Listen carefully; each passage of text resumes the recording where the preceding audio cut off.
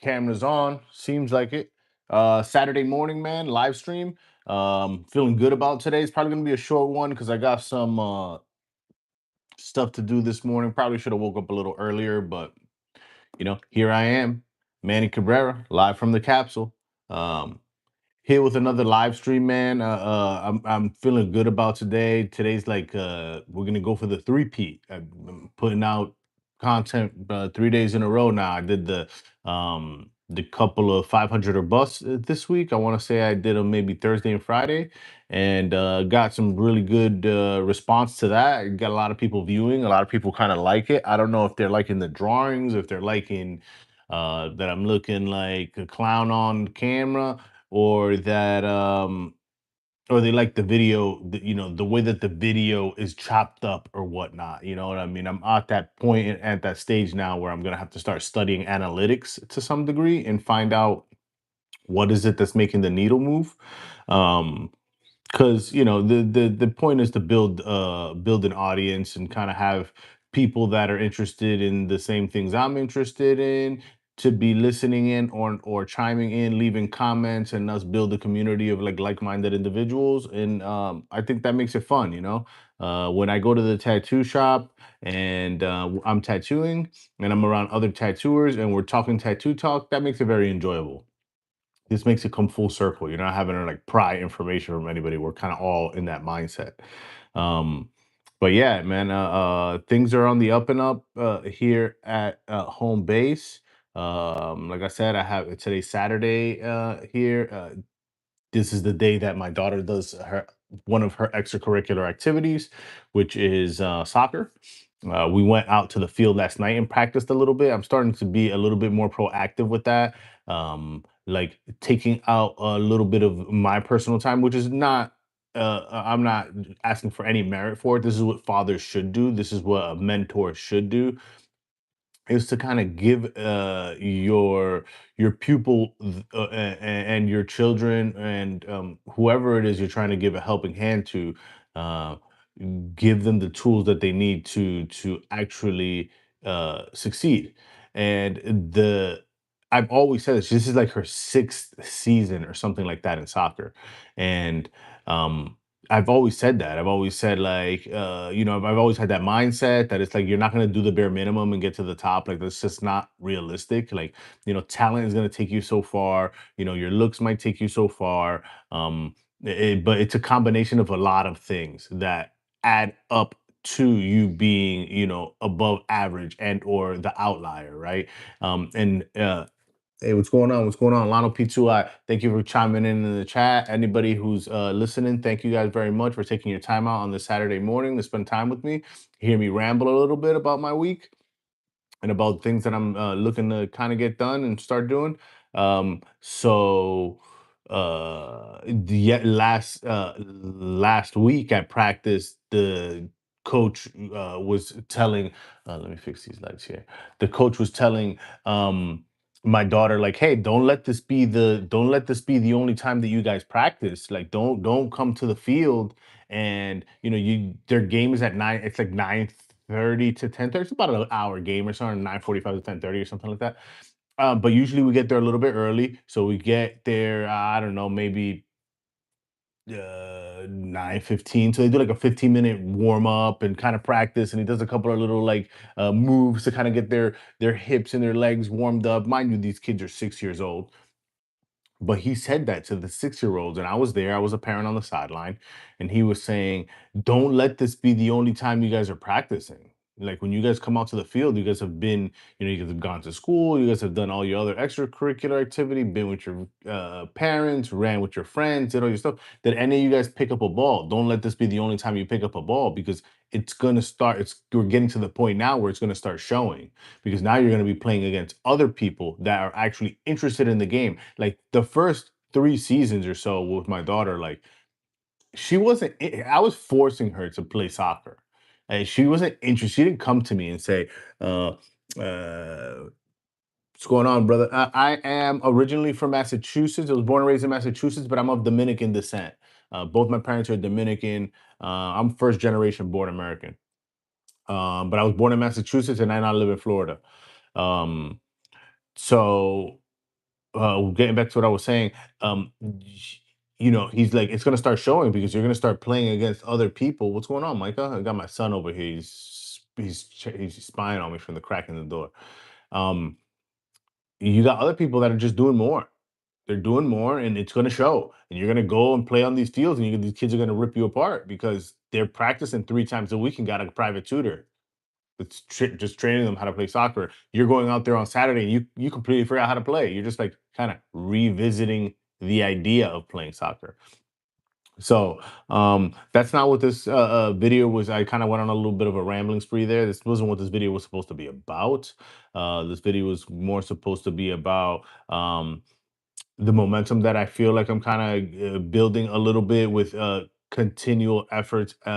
Me posting videos here on YouTube, specifically my 500 or bust. I really enjoy the prompt drawing. The prompt drawing opens up the door for me for so many other things, and I'm sure it does for a lot of other people because there's other books like, so you have this book, right? This is the book that I draw out of a lot. It's called 200, sorry for the oddity tattoo, baby. That's where we at. 200 drawing prompts. So it gives you 200 pages of just random things, random items for you to draw, right? So, it could be a Santa sled, it could be a witch's brew, it can be a locket, it can be a lobster, it can be a piranha, it can be Cheshire cat, it can be a honeycomb, an hourglass, three blind mice. Like it's so random, right? But I like that just because it helps me with my visual vocabulary of kind of what things look like. So when I get approached, mind you, I do tattoos for a living. I do create images that people are trying to carry with them for the rest of their life. That's part of my day-to-day interaction and what I do for the most part for my money. It is one of my passions, but I also understand that it is my job as well. So I am selling a service. So yes, I am passionate about most of my projects, but I think I'm more passionate about learning and giving people something that's going to change their life in a positive way. I'm hoping, but I like the prompt drawing because it allows me to think and draw things that I necessarily wouldn't necessarily do. Like when am I going to draw a tugboat, right? Like an hourglass, that's a very common thing that tattooers draw. People love to get hourglasses. Um, but tugboat, a shooting star, Santa sled. Those are things that are going to be a little bit less asked for. So then it ends up going back to the back of the mind and or visual library, and then you kind of forget what these things look like, and then like you're always having to look for reference and or ask AI to do it for you or whatever. I like the idea of being able to, and I've always said that. I commend myself, and I know a lot of people don't like to either compliment themselves and or it almost seems like you're being stuck up and or what's the other word that they call it, they like to call that when you're like looking out for yourself, selfish, or there's a couple of other words that kind of make it seem negative that you're speaking about yourself, and or you see some positive um qualities in yourself. I just like everybody else, I'm self-conscious, and everybody has their insecurities and things of that nature. But that's one of those things that I can say about myself, and I can see it through my Facebook posts, like those time hops, and then on top of that, I can see it through just me, sometimes almost in third person looking at myself, and that I've been the same person, man. I've always said that when I started tattooing, when I started doing drawing and shit like that. Like I was like, yo, how cool would it be? How impressive would you be to someone else um that um you would, someone would come to you and say, hey, I want to get I want to get a castle with a frog in it or something like that. What are you looking for, Papa? What do you need? Sorry, guys. What do you need? Hmm?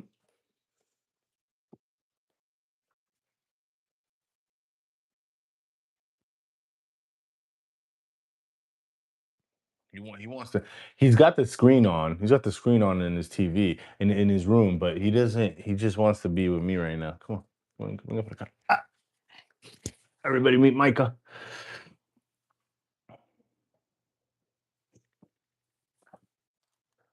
What's going on, guys? So, anyways, so me saying that, that's one thing that I can say. I've always said. I said, like, how impressive would that be? How amazing would that be for someone to come up to you and say, "Hey, I want this particular item, or I want, I want a snake that wraps around my arm, or you know, I want to do, um, I want like the skyline of Chicago with a bear coming out from behind it." No, hey, no.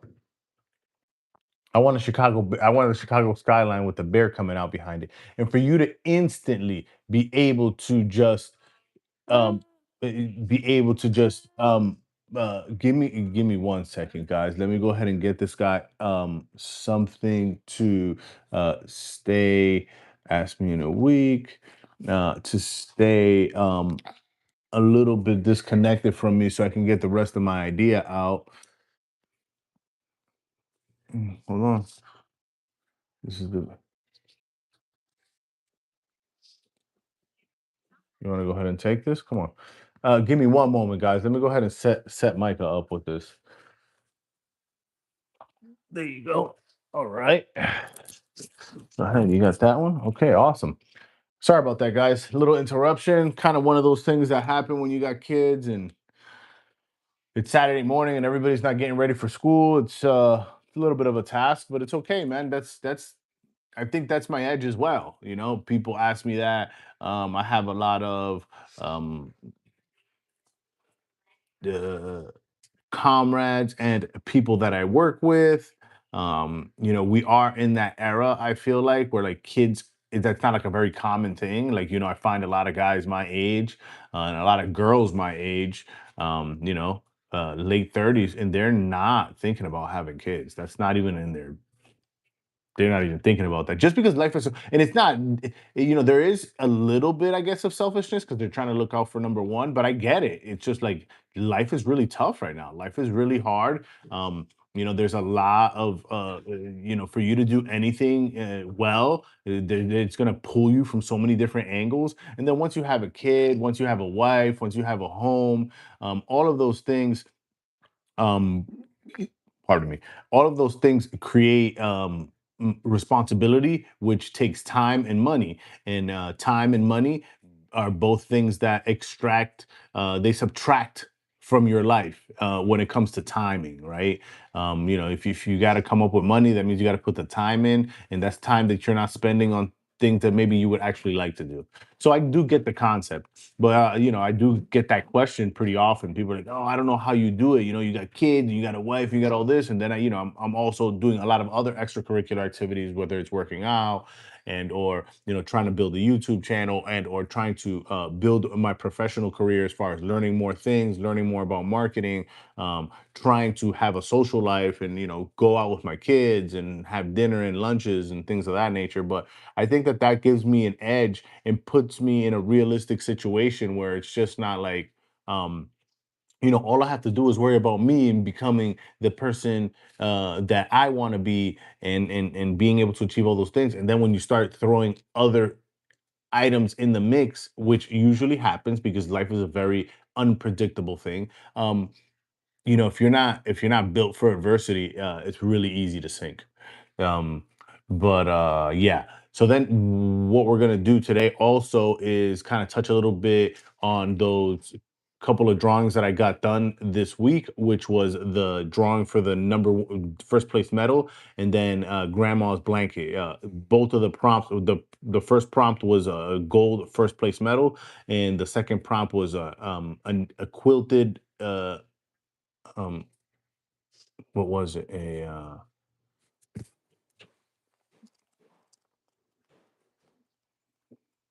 It was a quilted blanket.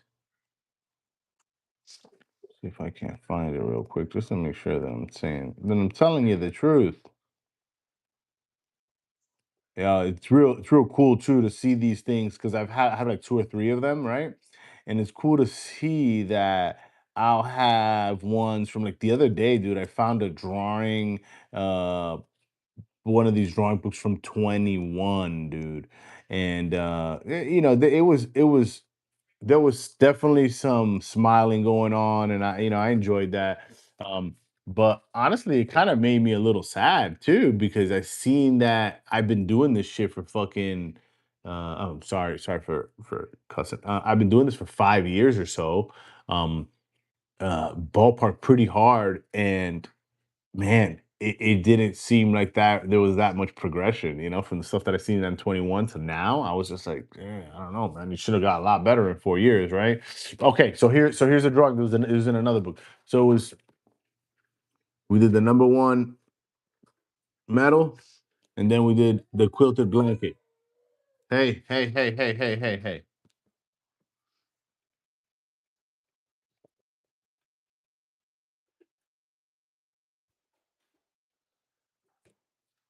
Um, and I got some really good response, like I said, on these particular drawings. And it made me think about how, a lot of people are motivated by the medal, by the reward, right? And what does that actually mean? Give me one moment, guys. I'll be right back. I'm so sorry. Okay, come on, Michael, come this way, come this way. Yeah, come this way.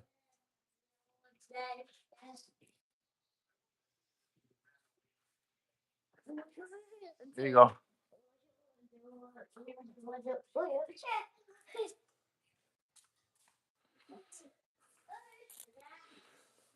Sorry about that, guys.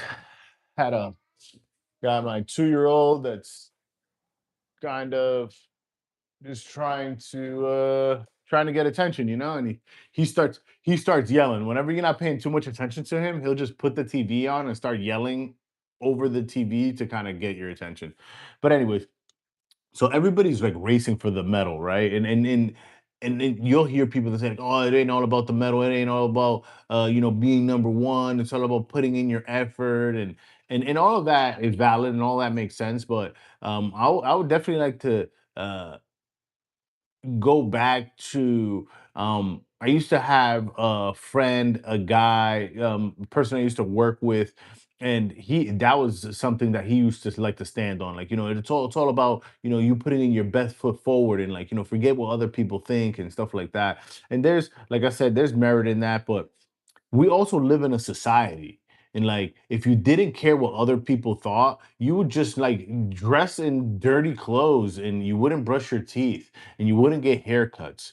And you wouldn't care what car you drove, and you'd probably live on somebody's couch because it's a little bit easier than you going to work and working 60 70 hours a week to try to put a roof over your head. I just think that there's so many avenues that are a lot easier to take if the truth was that you didn't care about what other people thought, and or you didn't have any care and validation. um I think that um there's like, you have to experience it to be able to say that it's nothing, right? At least that's my perspective. Like, you have to be a person that have gotten many awards to be like, hey, it's not about the awards, it's about the person you become getting the awards. But if you've never gotten an award and you say like, oh, it ain't all about the awards, I can kind of almost see a little bit of hate, a little bit of like, you're satisfied or trying to convince yourself that you're satisfied with not being able to get this reward and or medal. um, I think it's part of a resume, especially in whatever profession it is that you do, or hobby. It kind of shows people that you're up to par and that you're serious about what it is that you're doing. Um, and then it also gives yourself the confidence, because that's where a lot of the real juice is, the real value is when you can have confidence in yourself and you're not second guessing yourself in the decisions that you're making. And you will always do that. These are drawings that I already did. I'm just kind of going over the thought process that came to me when I did them, and coming on here for a live stream, trying to interact with my community in real time, and trying to maybe get a little bit of output and or input from you guys on what you guys would like to see more of. Thanks, Berman 11AJ. Um, so it kind of gives you the confidence to be able to do that. I've spoken about this many times over. When you kind of when you master your physical fitness and you're working out and your regimen and things of that nature. um Eating doesn't be isn't that crazy. Like, not that you're gonna be eating Twinkies every day, but you're not so like, oh, I can't eat this, I can't eat that, I don't want, because you've already mastered, you've risen above that. But the person that has never, or the person that's like battling with weight loss and things of that nature, they're that's the person that you're gonna find that's gonna be like, oh, I don't, I know I don't eat bread, I don't, I don't drink soda, I don't drink, because they haven't mastered it yet. They haven't gotten to that point where they can say like, yeah, well, I can drink a soda, but I know that I'm gonna have to go that extra 8 minutes on the treadmill for that. Or I could drink a soda today, but I won't for the next 5 days. I won't for the next month. You know what I mean? They've already kind of come across. It's the same thing like when you're earning awards and or medals. You've kind of already gotten to the point where you're like, okay, I pushed it this far to get this result. I kind of don't even want to do that anymore, or I want to push a little harder because I want to get to the next level. But you have to be seasoned in that area to actually have an opinion that holds weight. Um, but this is all, my opinion, right? Who am I? I'm not the gatekeeper, man. I'm not the guy that makes all the rules. I'm just on here spitting a little bit of what goes through my brain as I create art, how I find that a lot of things are relative to each other. And when you're thinking about these subjects and the thoughts that it stimulates for you, I don't think that you should I don't think that you should push those into the back seat of the auditorium. I think you should bring those to the forefront. There's a reason why the voice is talking to you, right? That is, as much as I do believe in God, and I did grow up in church, and um, I do believe that that's one of the authentic ways that God communicates with you is your subconscious. So when your subconscious knows that you're not doing what you're supposed to do to get the results you want to get, it punishes you by making you angry, by making you disgruntled, by making you not content in your own skin, not able to sleep, not able to look at yourself in the mirror. That's what that's what your conscious will do. But if you're doing all the right things, if you're putting all the places and pieces in order, if you're working in the right direction to get the goals that you say that you want to and that you know that you should achieve, you almost look at yourself and want to pat yourself on the back.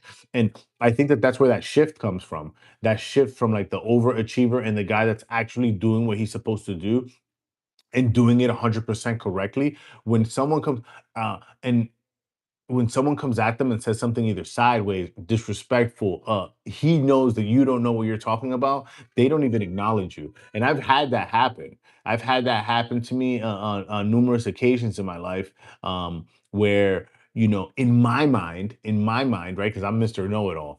Uh, in my mind, I look at somebody, look at this bum, or look at this clown, or, what's up with this guy? But that guy's got it together. That person has achieved all the goals that they've set out to do, and they're flying higher than that. When they look at me,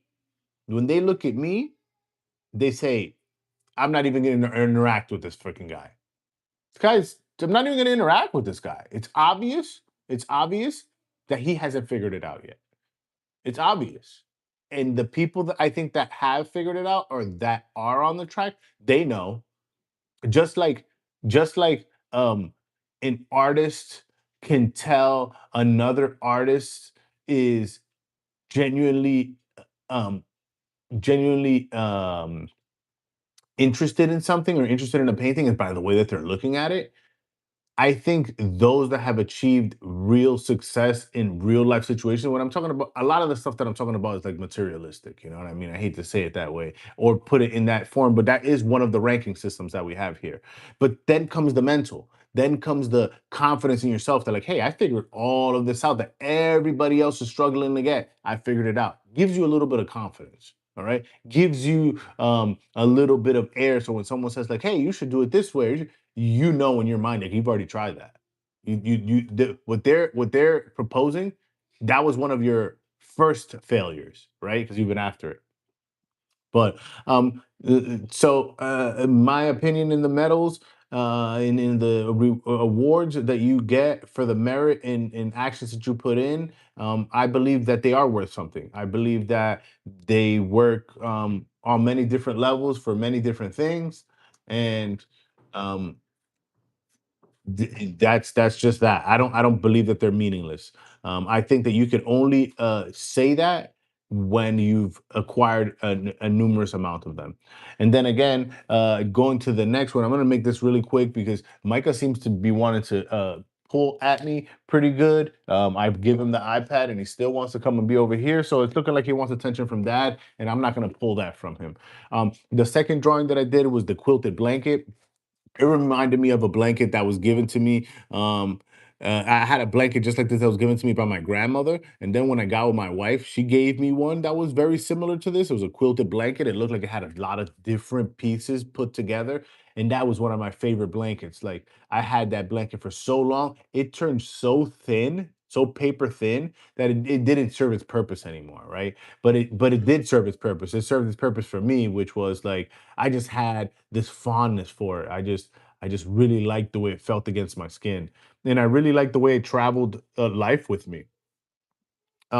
And it made me think of a lot of different things about like all the pieces sewn together to make this one item. It made me think about how people use um, sometimes a blanket not necessarily for warmth but for comfort. It made me think about how some people and when I say some people, I'm talking about myself because I'm first person in all of this. I battle the same demons everybody else does. Give me one moment, guys.